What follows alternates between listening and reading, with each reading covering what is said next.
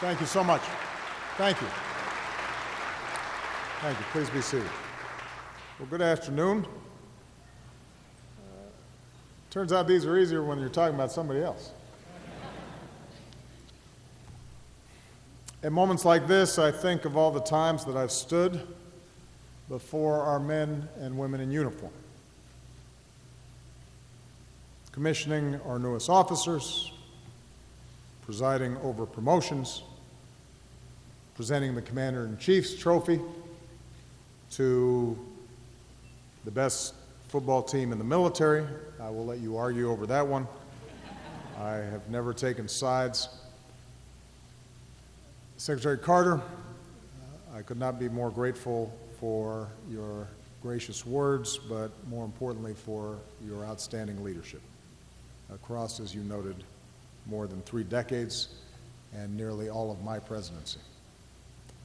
You have always given me, Ash, your best strategic counsel. You've made sure that we were investing in innovation for the long term and a strong force for the future. As a physicist, Ash is also one of the few people who actually understands how our defense systems work. And I know that our troops and their families are immensely grateful for the compassion that you and Stephanie have shown them over the years. So to you and your family, on behalf of all of us, thank you for your outstanding service.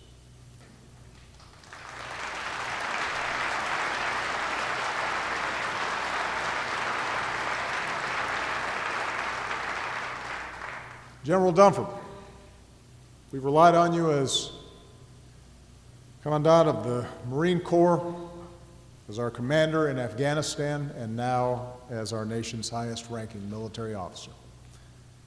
I thank you and General Selva and the entire Joint Chiefs for the unvarnished military advice that you've always provided to me, for your dedication, for your professionalism, for your integrity.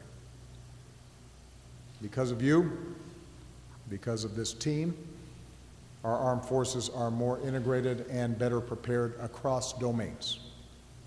A truly joint force. Which is why, as a White Sox fan, I can overlook the fact that you love the Red Sox. Moreover, on a personal note, outside of your professional qualities, you are a good man. And I am grateful to have worked with you, and thank Ellen for allowing you to do this.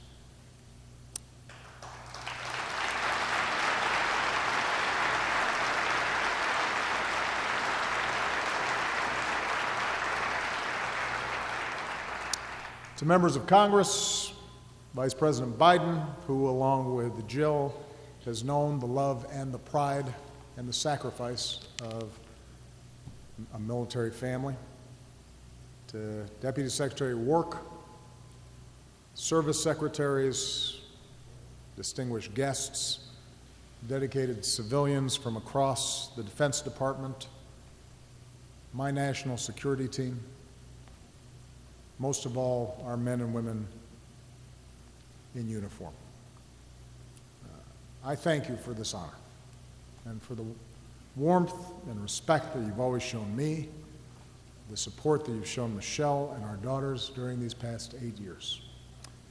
And so, although I recognize that the formalities require me listening to praise directed in large part to me, I want to turn the tables. I am still Commander-in-Chief, and so I get to do what I want to do, and I want to thank you. Of all the privileges of this office, and there are many, I will miss Air Force One, I will miss Marine One. But I can stand before you today and say that there has been no greater privilege and no greater honor than serving as the Commander-in-Chief of the greatest military in the history of the world.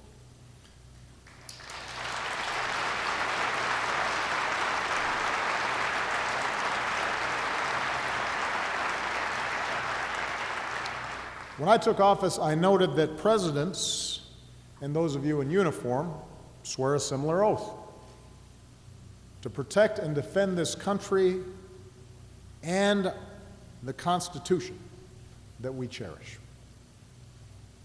And by stepping forward and volunteering, by raising your right hand and taking that oath, each of you made a solemn pledge.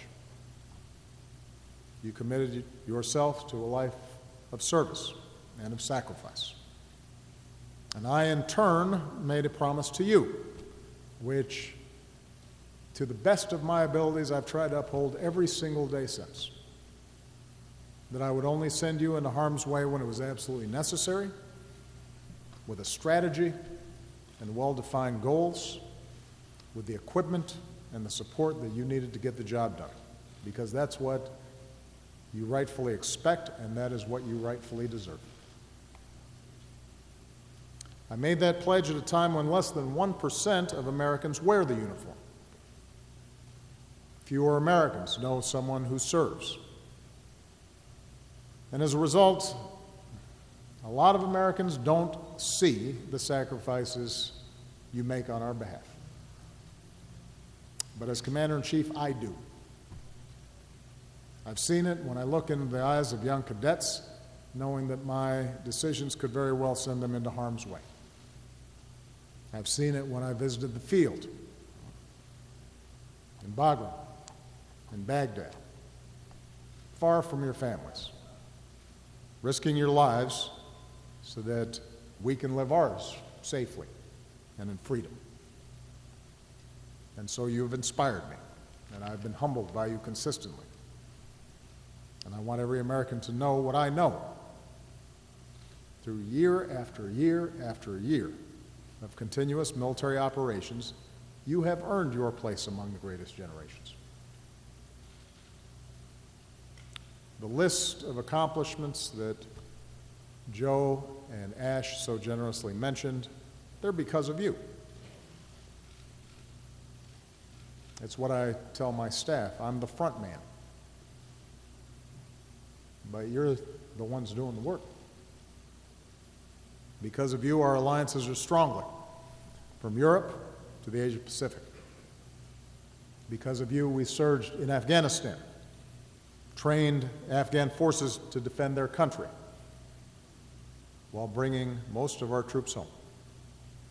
Today, our forces serve there on a more limited mission, because we must never again allow Afghanistan to be used for a safe haven in attacks against our nation.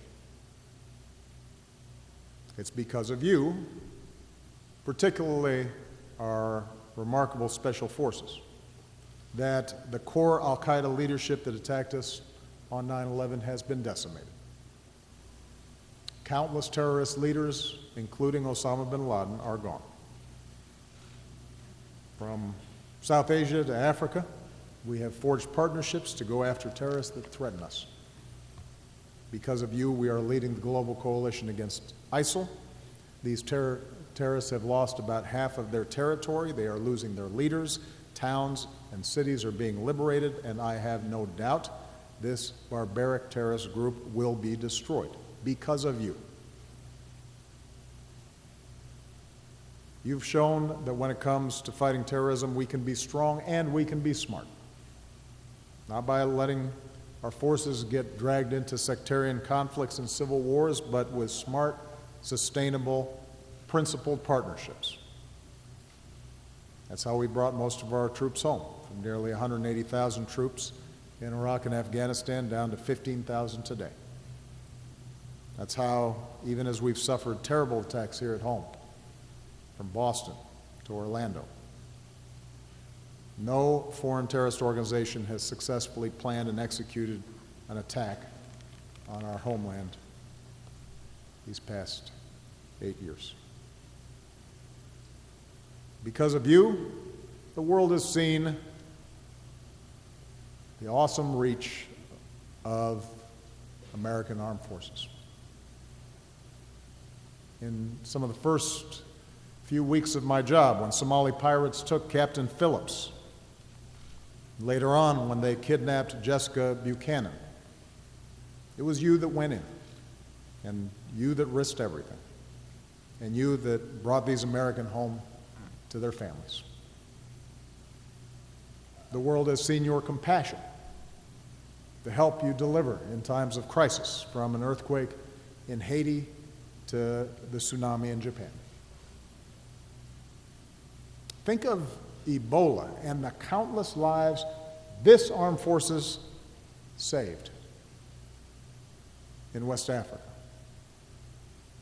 It was you that set up the architecture and set the example for the world's response. And one woman in West Africa said, "We thanked God first, and then we thanked America second for caring about us." That's the difference you made. You continue to make in the lives of people around the world. As you know well, with service comes great sacrifice. And after 15 years of war, our wounded warriors bear the scars, both seen and unseen. In my visits to their bedsides and rehab centers, I have been in awe watching a wounded warrior grab his walker and pull himself up and through excruciating pain take a step and then another. Or hearing troops describe how they grappled with post-traumatic stress but summoned the strength to ask for help. As a military and as a nation, we have to keep supporting our resilient and incredibly strong wounded warriors as they learn to walk and run and heal. As they find new ways to keep serving our nation, they need to know that we still need your incredible talents. You've given so much to America, and I know you have more to give.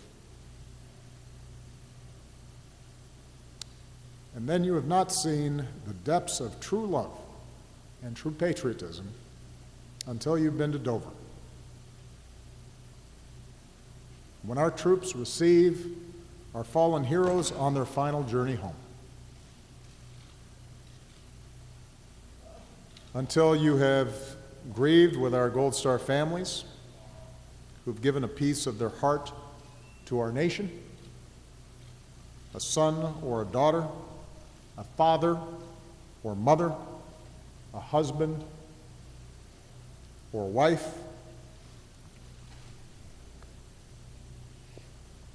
a brother or a sister. Everyone a patriot. Every single one of these American families deserves the everlasting gratitude and support of our entire nation.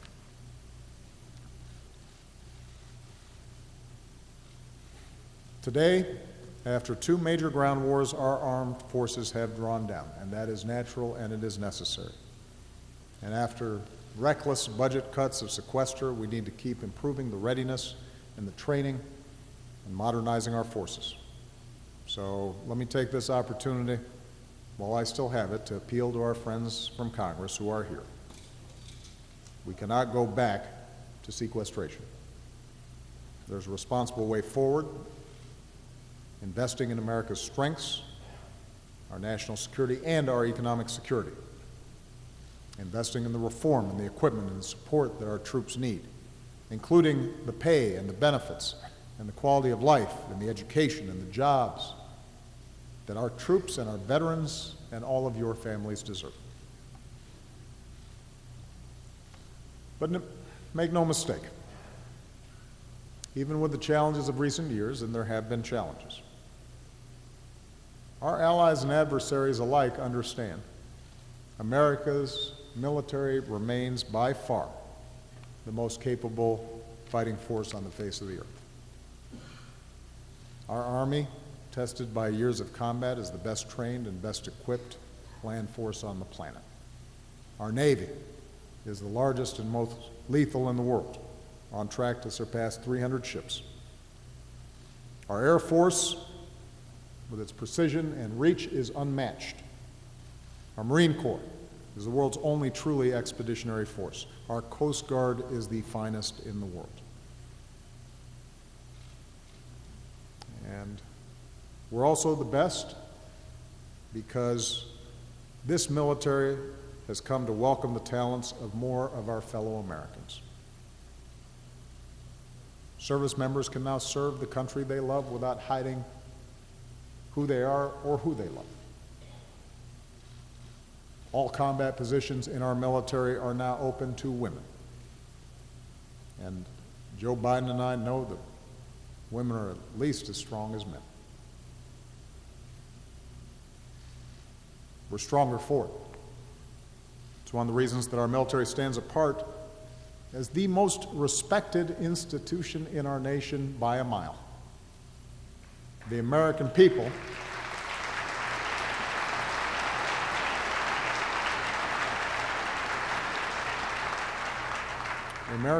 look up to you and your devotion to duty and your integrity and your sense of honor and your commitment to each other. One of my proudest achievements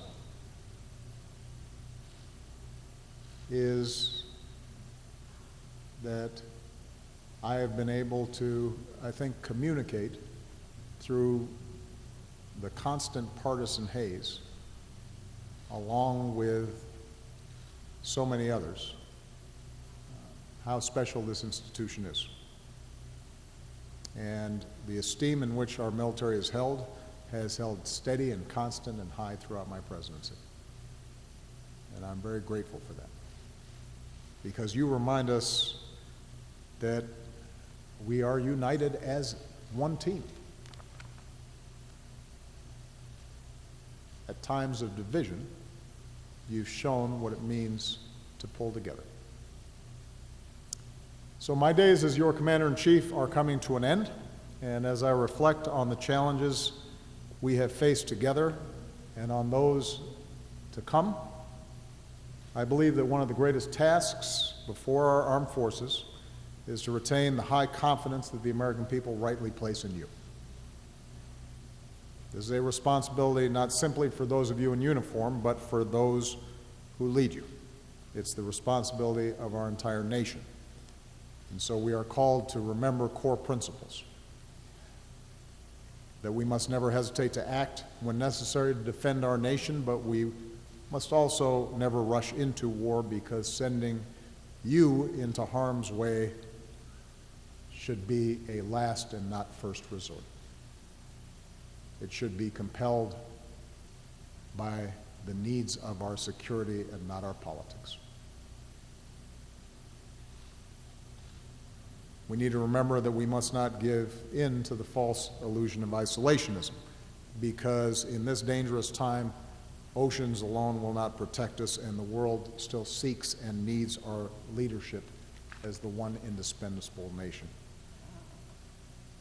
We have to remember that our military has to be prepared for the full spectrum of threats, conventional and unconventional, from 20th century style aggression to 21st century style cyber threats.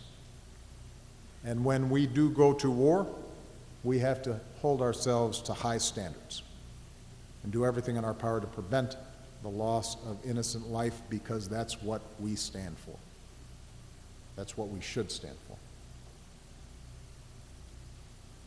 We have to remember that as we meet the threats of our times, we cannot sacrifice our values or our way of life. The rule of law and openness and tolerance that defines us as Americans. That is our greatest strength and makes us a beacon to the world. We cannot sacrifice the very freedoms that we're fighting for. And finally, in our democracy, the continued strength of our all-volunteer force also rests on something else. A strong bond of respect and trust between those in uniform and the citizens that you protect and defend. At a time when too few Americans truly understand the realities or sacrifices of military service. At a time when many political leaders have not served.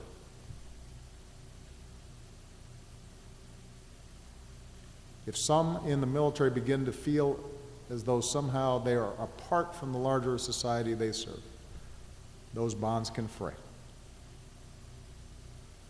As every generation learns anew, freedom is not free. And so while less than 1% of Americans may be fighting our wars, 100% of Americans can do their parts, at the very least, to support you and your families.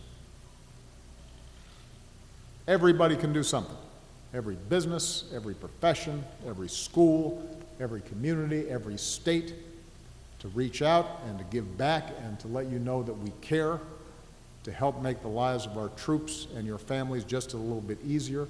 Everybody can do something. And that's why Michelle and Joe Biden have mobilized more Americans to honor and support you and your families through joining forces. And that's why, even after we leave the White House, Michelle and I intend to keep on looking for ways to help rally more of our fellow citizens to be there for you, just like you've always been there for us.